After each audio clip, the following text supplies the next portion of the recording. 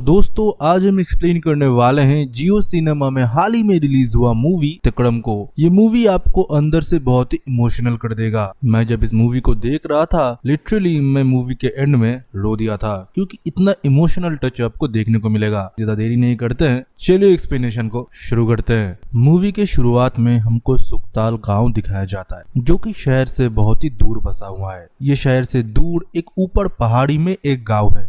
इस गांव में पूरे साल ही ठंडी रहती है, पर विंटर के सीजन में पहले जो बर्फ पड़ता था अभी उतने नहीं गिरते हैं, क्योंकि टेम्परेचर बढ़ रहा है। अभी हम मिलते हैं हमारे मुख्य किरदार से, और यह है समय और उसकी बहन चीनी, और उन दोनों का सबसे इंटेलिजेंट दोस्त भानु। और यह है समय और चीनी के पापा प्रकाश, जो कि बहुत ही भोले भाले हैं। प्रकाश की वाइफ नहीं है, वो खुद ही अपने दोनों बच्चों को पालता है। वो अपने माँ बाप के साथ रहता है, और समय और चीनी भी अपने दादा दादू एंड पापा के साथ बहुत ही खुश थे। एक सुखी परिवार। पर इन लोगों के फैमिली में भी सेम प्रॉब्लम, पैसे की तंगी। बहुत टाइम हो चुके हैं प्रकाश ने अपना जूता नहीं चेंज किया। वो हमेशा उसको सी लेता है, नहीं तो एक डोर से आगे वाला जो खुला हुआ पोर्शन है उसको बांध देता है। ये बहुत ही सीधा है, सबकी मदद करता है और सबको ऑनेस्ट आंसर देता है। किसी को कभी भी वो ठगता नहीं। ऊपर से लोग उसे बेवकूफ बना जाते हैं। इसके विश्वास के साथ वो खेलते हैं, इसको प्रॉमिस तो करते हैं पर वो निभाते नहीं। पर प्रकाश किसी बात का बुरा नहीं मानता। वो दिल का बहुत साफ है और अपनी माँ बाप का बहुत ही सेवा करता है। प्रकाश अभी काम पे जाने के लिए रेडी हो रहा था। वो एक होटल में एज ए वर्कर काम करता है। प्रकाश अपना अलमारी जब खोलता है उसे अपनी बेटे समय का एक शू का फोटो मिलता है, जो कि समय ने बोला कि पापा अगर आप ये खरीद के देते हो तो मैं जरूर क्लास में फास्ट आऊंगा। वो अपने माँ से जाके बोलता है माँ समय को ये खरीद के दे देते हैं। तब उसकी माँ बोलती है तुझे विश्वास है अगर तू खरीद के देगा तो वो फर्स्ट आएगा। वो बोलता है हाँ माँ, उसने बोला है वो फर्स्ट आएगा। तब उसकी माँ बोलती है तू बहुत बेवकूफ है प्रकाश, वो तुझे बस ऐसे बहला रहा है, तेरे बच्चे तुझसे ज्यादा समझदार है।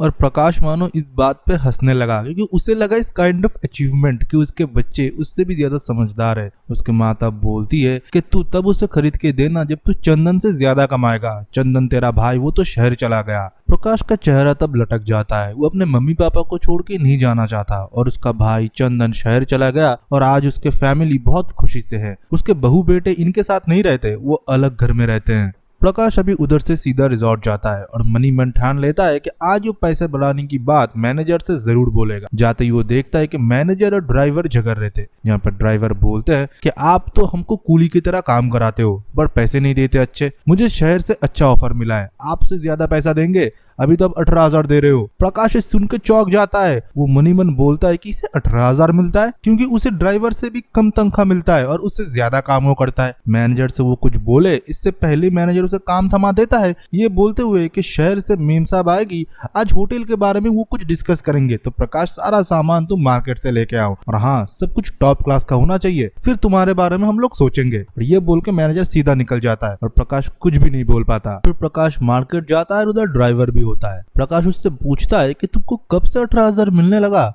तब वो ड्राइवर बोलता है मुझे तो पहले से ही मिलता था, पर मैनेजर साहब आपको पता ही नहीं। प्रकाश सोच में पड़ गया कि उसे सब लोग बेवकूफ बनाते हैं, ये मैनेजर भी बना गया। फिर ड्राइवर से पूछता है कि तुमको शहर में कितना पैसा मिल रहा है? वो ड्राइवर तब बोलता है इससे दुगना मिल रहा है, और शहर जाऊंगा, पैसा कमाऊंगा तो बड़ा आदमी बनूंगा, बच्चों को अच्छे स्कूल में डाल पाऊंगा, बड़ा मकान ले पाऊंगा। तुम क्यों उधर पड़े हुए हो, तुम भी शहर चले जाओ। तब प्रकाश बोलता है बड़ा आदमी बन के क्या होगा, मैं तो इधर ही बहुत खुश हूँ, मेरे माँ बाप और मेरे बच्चों के साथ। तो पीछे से दुकान वाला बोलता है हाँ प्रकाश तुमने बिल्कुल सही बात बोला। तब वो ड्राइवर उसे टोक देता है ये बोल के तुम्हारा खुद का लड़का तो बाहर काम करता है, बहुत पैसे इधर भेजते हैं, इसीलिए तुम लोग आराम से जिंदगी कट रहे हो और इसे गलत छलत चला दे रहे हो। फिर हम देखते हैं कि प्रकाश सारा सामान ले आया दुकान से और रिजॉर्ट में आते हैं। रिजॉर्ट का जो मैनेजर होता है वो बोलता है मैम आएंगे और हमको हो सकता है इंक्रीमेंट मिले, हो सकता है हमारे रिनोवेशन हो, कुछ न कुछ होगा, हो सकता है हमारा तनख्वाह भी बढ़ जाए। प्रकाश तुम चिंता मत करो, मैम से मैं बात कर लूंगा। फिर हम देखते हैं रिजॉर्ट का मालकिन ऊपर से आती है और सब आते ही नीचे उनके पेशगी में कुछ गाना गाना शुरू कर देते। फिर हम देखते हैं कि वो मैडम नीचे आती है और आने के बाद ही पहले तो सारे स्टाफ को बहुत थैंक यू बोलते हैं कि इतने टाइम तक उन्होंने इस होटल को बहुत अच्छी तरीके से संभाला, बहुत अच्छे रेटिंग्स भी इस होटल को मिले और सारे स्टाफ बहुत ही अच्छे हैं। मैडम ये भी बोलते हैं कि आपके जितने भी ड्यूज थे वो हम सारे एक साथ में ही क्लियर कर देंगे, क्योंकि ये रिजॉर्ट अब बंद होने वाला है, क्योंकि हमारे रिजॉर्ट में अभी लोग उतने नहीं आते, हमारे रेवेन्यू कंटिन्यूअसली कम जा रहे हैं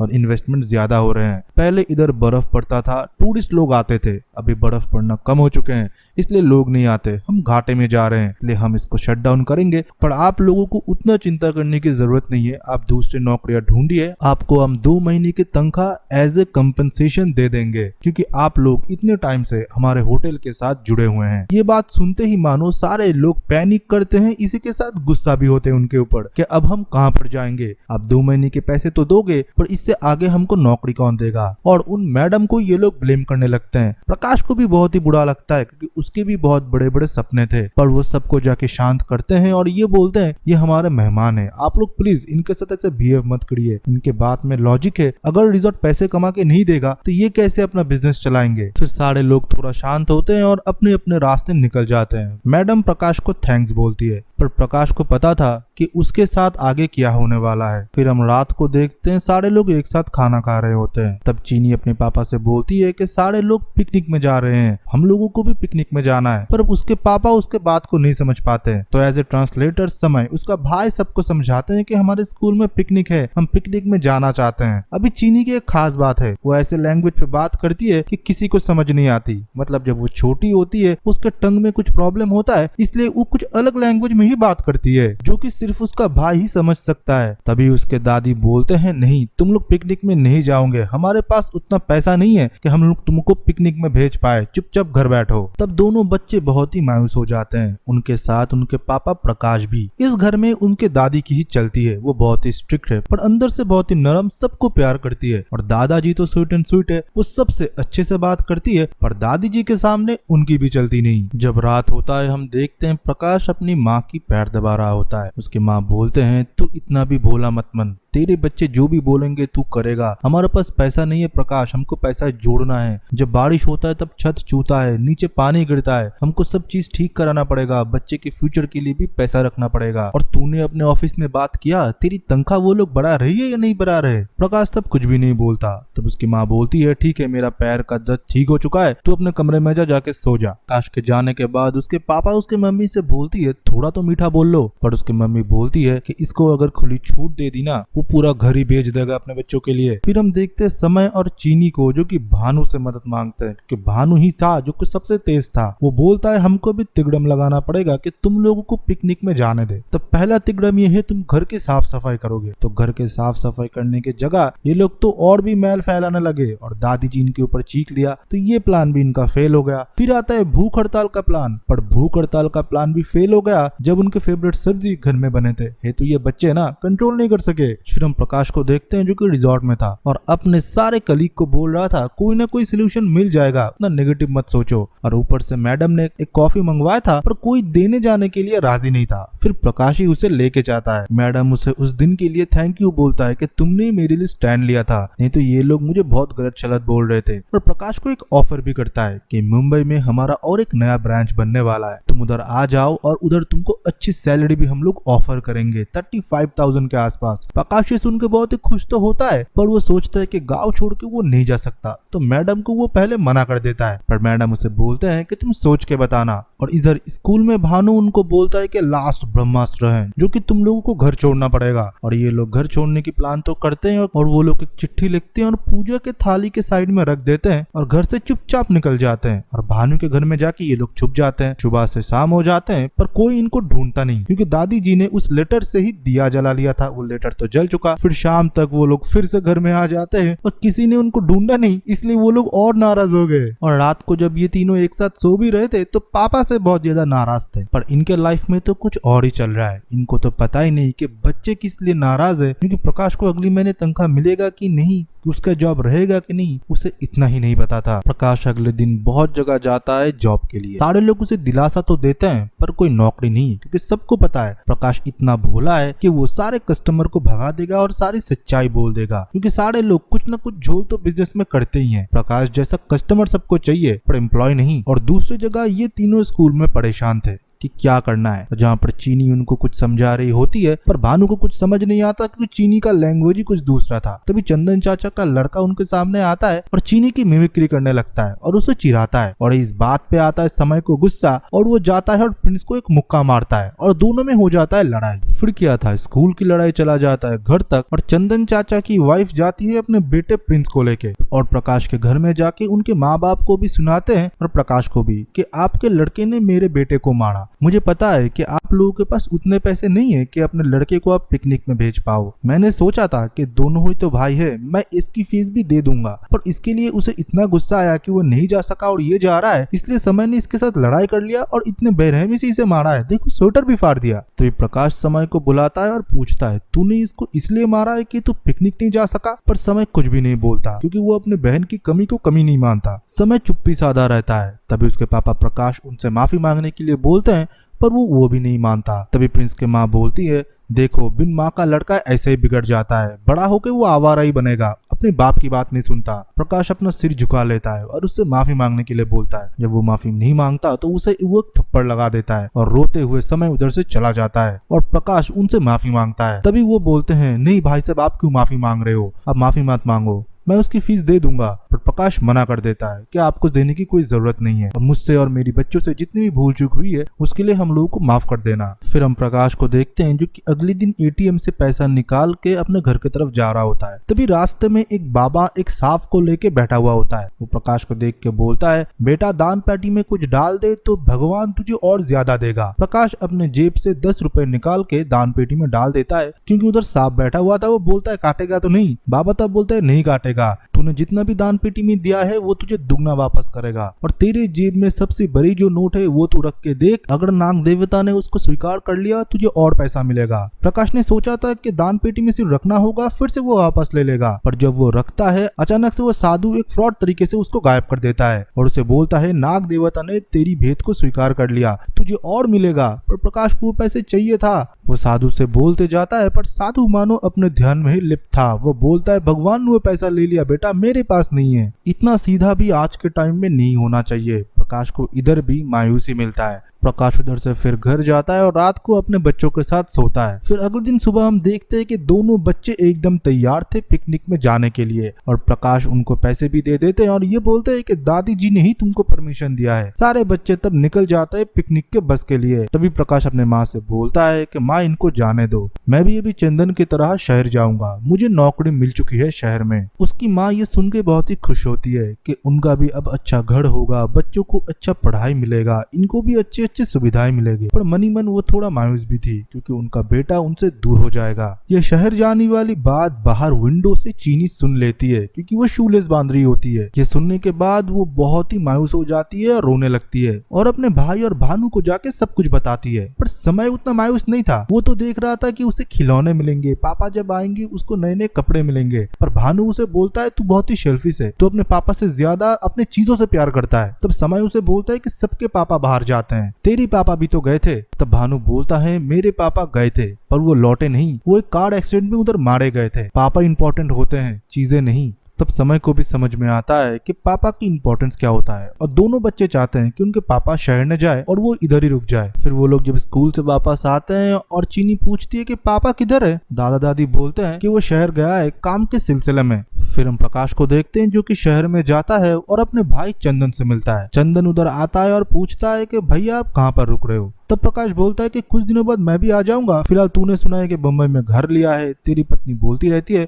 मैं उधर ही रहूंगा। तब वो बोलता है कि घर का रिनोवेशन हो रहा है भैया, मेरा एक दोस्त का किराए का घर है, अब उधर मेरे साथ रह लेना। और रात में जब प्रकाश और वो एक घर में रुकते हैं और बाहर बैल्कनी में बात कर रहे होते हैं तब प्रकाश को भी धीरे धीरे पता चलता है न चंदन के पास कोई घर है, वो किराए में ही इधर रहता है और उसकी तनख्वाह भी प्रकाश से बहुत ही कम है। गाँव में अपना रुतबा और कदकाठी दिखाने के लिए ये अपने पत्नी से झूठ बुलवाता है। फिर हम रात को देखते हैं समय को जो अपने दादू से अपनी प्रॉब्लम शेयर करता है कि सबके पापा तो बाहर जाते हैं, हमारे पापा भी जाएंगे तो हमको अच्छा लाइफ मिलेगा। आप बोलो दादू, पापा को बाहर जाना चाहिए या नहीं? आपको पता है चंदन चाचा के जो लड़के हैं प्रिंस, उनको वो शूज भी दिलाते हैं, पर मेरे पास तो लाइट जलने वाली शूज भी नहीं है। पापा हमारे लिए करते ही क्या है? फिर उसके दादू उसे बताते हैं पापा तुम्हारे लिए ये सब कुछ नहीं करते, जब तुम बहुत छोटे थे और जब चीनी पैदा हुई तुम्हारी माँ जा चुकी थी। वो अपने दोनों बच्चों को लेके एक साथ एक खटिया में सोया करता था। एक दिन जब वो सुबह बाथरूम करने के लिए उठा, उसने एक आवाज सुना कि तुम खटिया से नीचे गिर गए हो।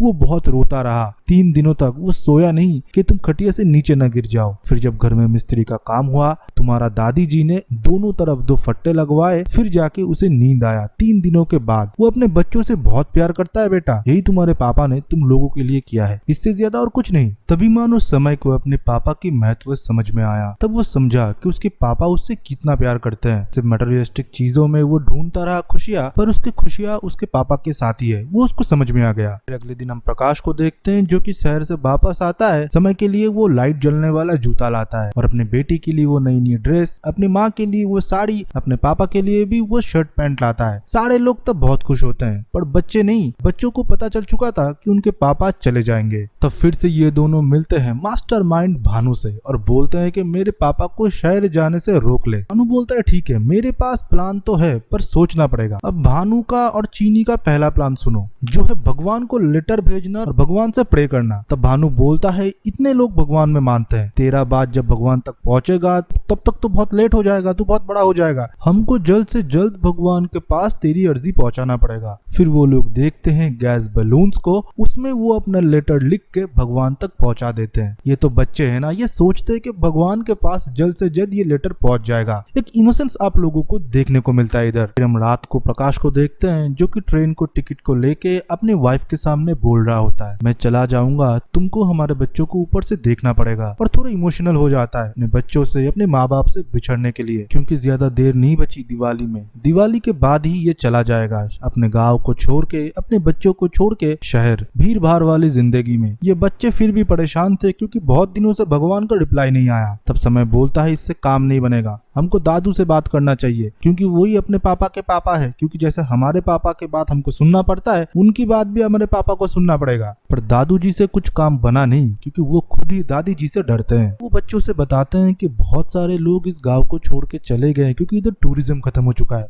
बर्फ पहले जब गिरता था ना, इधर बहुत काम होता था, टूरिस्ट लोग आते थे, लोग अलग अलग पेशे में काम किया करते थे, बहुत पैसा भी कमाते थे और गाँव भी तब हरा भरा था। गाँव में सारे लोगों के पास पैसा भी हुआ करता था। अब तो गाँव में ना बर्फ गिरता है ना पहले जैसा सब कुछ रहा। अब इन बच्चों का मेन टास्क हो गया था ये कि गांव में बर्फ गिराना है। अगर बर्फ गिरा तो टूरिज्म बढ़ेगा और रिजॉर्ट फिर से खुलेगा, हमारे पापा को जॉब मिल जाएगा। फिर ये लोग बर्फ कैसे गिरते हैं ये पता करने के लिए अपने स्कूल में साइंस टीचर के पास जाते हैं। पर वो तो कुछ अलग ही बात बता रहे थे कि कैसे सोडे में बर्फ मिलाते हैं, कैसे पानी में मिलाते हैं, आप लोग समझ रहे हो ना। तभी उनको और एक टीचर बुलाते हैं और बच्चों को अच्छे से समझाते हैं कि बर्फ गिरने के लिए क्या कुछ चाहिए और बर्फ क्यों नहीं गिरते। क्योंकि हर जगह ग्लोबल वार्मिंग हो रहे हैं, पोल्यूशन हो रहे हैं, लोग पेड़ काट रहे हैं, प्लास्टिक यूजेस बढ़ रहे हैं, धीरे धीरे ग्लेशियर पिघल रहा है, इसलिए बर्फ उतना नहीं गिरता अभी। अगर हम सबको इस चीज को ठीक करना है तो हमको पेड़ बचाने पड़ेंगे, प्लास्टिक यूज करना बंद करना पड़ेगा, पोल्यूशन कम करना पड़ेगा, तभी जाके बर्फ गिरेंगे। फिर इन बच्चों को मानो टास्क मिल चुका है कैसे ये लोग बर्फ गिराएंगे। पहले टास्क है कि पेड़ काटना रोकना पड़ेगा। फिर वो जंगल में जाते जहाँ पर कुछ लोग पेड़ काट रहे थे, उन लोगों को पहले ये मना करते हैं पर ये लोग उनको ही भगा देते हैं। तभी हम देखते हैं कि भानु को गुस्सा आता है और वो एक पेड़ को लात मारता है। तभी पीछे से एक औरत उसे बोलती है कि भगवान के पेड़ को क्यों लात मार रहे हो, क्योंकि उस पेड़ में एक भगवान का धागा बंधा हुआ था। तभी इन लोगों को आइडिया आता है कि जंगल के सारे पेड़ में जाके वो लोग भगवान के धागे बांध देंगे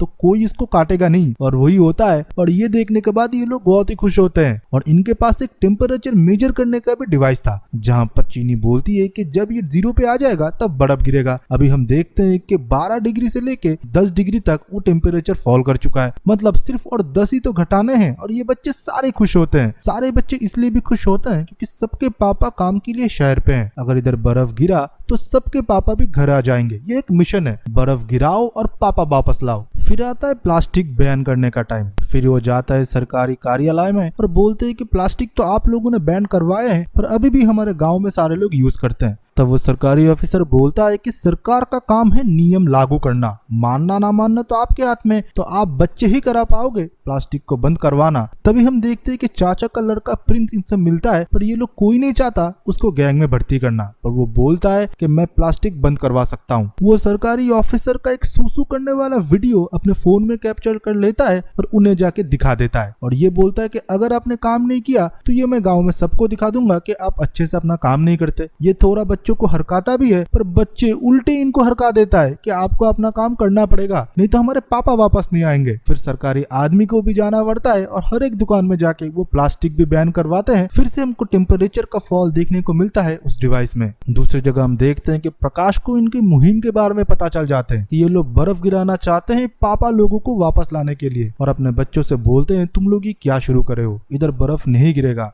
और हमको तो काम करने के लिए बाहर जाना पड़ेगा, जैसे चिड़िया जाते हैं अपने बच्चे के लिए खाना लाने के लिए। तभी समय बोलता है चिड़िया सुबह जाती है और शाम तक वो वापस आ जाते हैं, आप क्या शाम तक आओगे? प्रकाश के पास कुछ जवाब नहीं था और समय तब बोलता है कि आप चिड़िया नहीं हो, अब प्लीज ऐसे तो बात मत करो। तब बाप भी परेशान हो जाते हैं कि इनके बच्चे इतने स्मार्ट कैसे पैदा हो गए। फिर हम देखते हैं अगले दिन इन लोगों का नेक्स्ट टास्क होता है कि आपको पानी को सेव करना पड़ेगा, उसको पोल्यूटेड नहीं होने देना है। तभी हम देखते हैं कि समय पानी की गहराई मापने के लिए एक बांस का फट्टा लेता है और पानी का अंदर डुबाता है, ये चेक करने के लिए कि पानी का गहराई कितना है और उनको कैसे कैसे काम शुरू करना पड़ेगा। पर वो फट्टे का वेट नहीं संभाल पाता और पानी में गिर जाता है और उसको अच्छे से तैरना भी नहीं आता। जब वो गिर जाता है तब प्रिंस भागते हुए प्रकाश के घर में आता है, उसे बताता है कि समय पानी में गिर चुका है। प्रकाश फिर भागते हुए तालाब के पास जाता है और अपने बेटे को पानी से उठाता है। उसने बहुत ही पानी पी लिया था पर वो अभी भी जिंदा था। भागते हुए उसे हॉस्पिटल लेके जाता है और हम देखते हैं कि समय को होश आता है। तभी उसके पापा बोलते हैं आज से ये सब कुछ बंद, तू मेरा एक ही लड़का है, तू तो समझ। समय भी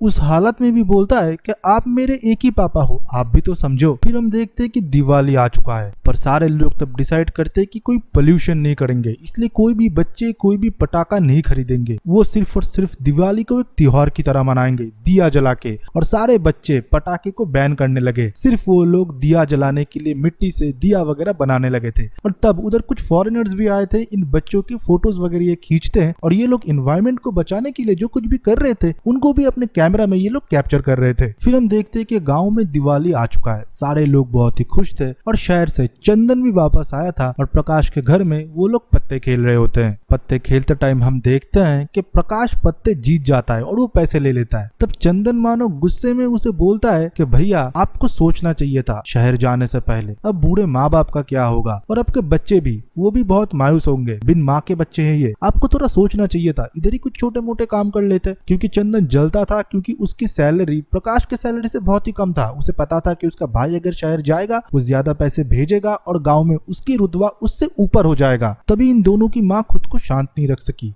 वो चीख पड़ती है और ये बोलती है तुम दोनों ही मेरे लड़के हो। पर कोई माँ बाप अपने बच्चों में भेदभाव नहीं करते, पर फर्क तो है बेटा, सिर्फ त्योहारों में 2 साड़ियाँ भिजवा देना एक बेटे का कर्तव्य नहीं होता, मेरा असली बेटे का कर्तव्य प्रकाश निभा रहा है। तो गाँव में किसी के घर में भी चला जा और पूछ कि आपको कैसा लड़का चाहिए, प्रकाश जैसा या चंदन जैसा। हर कोई बोलेगा कि हमको प्रकाश जैसा ही लड़का चाहिए। मेरी पैर दबाते दबाते वो नहीं थकता, मैं कभी सोने की नाटक करता हूँ कि वो पैर दबाना रुक जाए। उसके दोनों बच्चे 3 महीने से ये कोशिश कर रहे हैं कि पापा गांव में रुक जाए, वो वापस ना जाए। ये प्यार तू नहीं समझेगा क्योंकि तू अपने बच्चे से दूर रहता है ना, और अपने बच्चे को और बीवी को अलग मकान खरीद के दिया, अपने मम्मी पापा के साथ भी तू नहीं रहने दिया। तू ही तो सिखा रहा है ये सब कुछ, और तू अभी प्रकाश को ज्ञान दे रहा है प्यार की, बच्चों की, माँ बाप की सेवा की। तू तो ये सब कुछ मत ही बोल। और हाँ, रात हो चुका है, तुम तुम्हारे घर जा सकते हो। फिर हम देखते हैं चंदन और उसकी वाइफ उधर से बेइज्जत होके चले जाते हैं और प्रकाश की माँ तब रो पड़ती है और वो अपने माँ को पकड़ के, क्योंकि उसे भी पता था कि वो चला जाएगा और उसके माँ ने इतने टाइम बाद ये सब कुछ उसके फेवर में बोला था। पर बच्चे लोग तो कुछ अलग ही देख रहे थे कि टेम्परेचर गिरा या नहीं, क्योंकि उन्होंने बहुत काम किया है बर्फ गिराने के लिए। पर एक न्यूज में आता है कि बंगाल के खाड़ी ने तूफान ने अपना रुख मोड़ा है, इसलिए पूरे कंट्री में तापमान बढ़ेगा, इसलिए डिवाइस में भी अभी तापमान बढ़ा के दिखा रहा है। तो उनकी मेहनत पूरा पानी में चला गया, बर्फ और नहीं गिरेंगे। तो ये सारे बच्चे मायूस हो जाते हैं कि इनके पापा कभी वापस नहीं आएंगे और समय और चीनी के पापा शहर चले जाएंगे। फिर वो दिन आ चुका था जिस दिन प्रकाश को शहर जाना था। चीनी उनको बहुत रोकती है, वो अपने पापा के कपड़ों को कबर्ड में भर रही होती है, पर प्रकाश उनको फिर से बाहर लाती है और पैक करने लगता है। जब ये सब कुछ हो रहा था वो दोनों ही रो रहे थे। वो दोनों फिर एक दूसरे को पकड़ के इतना रोने लगे कि अब खुद फील कर पाओगे इमोशनल बॉन्डिंग जो कि बच्चों और पापा के बीच में होता है। फिर हम देखते हैं उस दिन रात को प्रकाश अपने दोनों बच्चों को पकड़ के सो रहा होता है और उसके आंखों में पानी था। फिर अगले दिन सुबह हम देखते हैं कि प्रकाश बिस्तर में नहीं है। दादा दादी बोलते हैं कि तुम लोग रोते इसलिए पापा ने तुमको बुलाया नहीं। वो खुद चले गए। दोनों बच्चे ये सुन के रो पड़ते हैं और स्टेशन की तरफ वो भागने लगे। भागते भागते बीच रास्ते ही वो लोग थक के बैठ जाते हैं। तभी हम देखते हैं कि उनके दादा दादी भी गाड़ी लेके आते हैं उन बच्चों के साथ स्टेशन में जाने के लिए। बच्चों और पापा के बीच में जो तरफ था वो साफ साफ दिख रहा होता है। बच्चों ने अपने पिगी बैंक से पैसे जोड़ के पापा को एक नया शू दिया था। ट्रेन में प्रकाश बैठ जाता है और वो शू देख के वो शू को सीने से लगा के वो रोने लगता है। फिर हम देखते हैं कि बच्चों कैसे भी करके स्टेशन में पहुंचते हैं और प्रकाश की गाड़ी छूट चुका था। बच्चे जोर जोर से रोने लगे और पापा पापा पुकारते गए, पर ट्रेन जाता गया। दादा दादी भी तब बहुत ही रो रहे होते हैं। तभी हम देखते हैं कि दादी जी ऊपर हाथ पॉइंट आउट करती है, जहाँ पर हम देखते हैं कि ट्रेन रुक चुका था और प्रकाश बॉगी से उतर के अपना सामान लेके भागते हुए स्टेशन पे आते हैं और अपने बच्चे को गले से लगा लेते हैं। वो नहीं जा रहा, प्लान कैंसिल हो चुका है। ये जो बॉन्डिंग था ना, आप लोग लिटरली फील करेंगे, आपके शरीर में गूज बम हो जाएगा। फिर हम देखते हैं ये लोग गांव में लौट आते हैं और प्रकाश इधर ही कुछ न कुछ छोटा मोटा कर लेगा। वो फैमिली से दूर तो नहीं रह सकता। फिर कुछ दिनों बाद हम देखते हैं वही मैडम का कॉल आता है जिनका रिजॉर्ट होता है। वो प्रकाश से बोलता है कि फिर से हम लोग रिजॉर्ट को ओपन करने वाले हैं, क्योंकि टूरिस्ट फिर से सुकताल गांव में आने लगे, वो लोग रहने लगे, तो हमारे रिजॉर्ट फिर से हम ओपन करने वाले हैं। और इसके पीछे यही रीजन था कि बच्चों ने इस साल सुकताल गांव में ग्रीन दिवाली मनाया है। उन्होंने दिवाली में कोई पटाखे नहीं जलाए, उन्होंने सिर्फ दिया जलाए। उन्होंने प्लास्टिक को बैन करवाया, पूरे शहर से पोल्यूशन को दूर कराने की कोशिश किया। और कुछ इन्फ्लुएंसर तब उधर गए थे, उनकी फोटो खींचा और इंस्टाग्राम और यूट्यूब में डाल दिया और ये सब कुछ धीरे धीरे वायरल हो गया और सारे लोग तब देखना चाहते थे कि ये गांव कैसा दिखता है। इस वजह से टूरिस्ट भी उधर बढ़ने लगे और फिर से हम इसलिए रिजॉर्ट को ओपन करने वाले हैं। फिर हम देखते हैं बच्चों और प्रकाश के मुंह में एक बड़ा सा स्माइल और वो लोग बहुत खुश थे। और इसी के साथ इस मूवी तिगड़म का कहानी खत्म होता है। ये एक हार्ट टचिंग मूवी था और बहुत कुछ इससे हमको सीखने को भी मिलता है। आप लोगों को शायद पता नहीं होगा, हर साल बहुत सारे माइग्रेंट वर्कर छोटे छोटे गांव से शहर चले जाते हैं। 90% लोग तो जाना भी नहीं चाहते, उनको मजबूरी में जाना पड़ता है। अगर उनके छोटे गांव में उतना सुविधा होता कि वो लोग गांव में रह के कुछ कर पाते, कोई भी बड़े बड़े शहर में नहीं जाते अपने फैमिली को छोड़ के। ये एक सोशल मैसेज के साथ इस मूवी का कहानी खत्म होता है। अगर आपको मूवी का एक्सप्लेनेशन पसंद आता है तो वीडियो को लाइक करे, कमेंट सेक्शन में अपना ओपिनियन दे। हमारे साथ बने रहने के लिए चैनल को सब्सक्राइब करके नोटिफिकेशन भी ऑन कर लेना, तो आपको नेक्स्ट वीडियो की नोटिफिकेशन मिल जाएगा। और इसके बाद हमारा और एक फ्री सर्विस का भी वीडियो प्ले होगा, उसको देख लीजिए और डिस्क्रिप्शन के और पिन कमेंट के लिंक से हमारे ग्रुप में ज्वाइन हो जाइए। ये हमारा ही और एक फ्री सर्विस है हमारे यूजर के लिए। तो चलिए, तब तक के लिए बाय बाय एंड सी या। हे गाइस, ऑनलाइन शॉपिंग तो अब लोग करते ही होंगे, बट अगर वो शॉपिंग और भी ज्यादा सस्ते में हो जाए, मैंने खुद ये Realme का हेयर ड्रायर ओनली 444 रुपीज में बुक किया है। इसी के साथ ही साथ इधर आपको smartphone, smart watch, TV, shoes, clothes बहुत ही डिस्काउंटेड प्राइस में मिलेंगे, जो कि लिमिटेड टाइम के लिए आपकी फेवरेट शॉपिंग प्लेटफॉर्म पर आती है। वो हम आपको बताएंगे। सो ज्वाइन करने के लिए प्ले स्टोर से टेलीग्राम ऐप को डाउनलोड कीजिए। रजिस्टर करने के बाद सर्च करें सेव पैसा, देन ये रहा ग्रुप। अब आप ज्वाइन हो जाइए और ग्रुप में जरूर एक्टिव रहिए लिमिटेड डील्स को ग्रैब करने के लिए। ये डिस्क्रिप्शन के लिंक से भी आप डायरेक्ट ज्वाइन कर सकते हैं। सो जल्दी ग्रुप ज्वाइन करें और ऑफर्स को ग्रैब करें।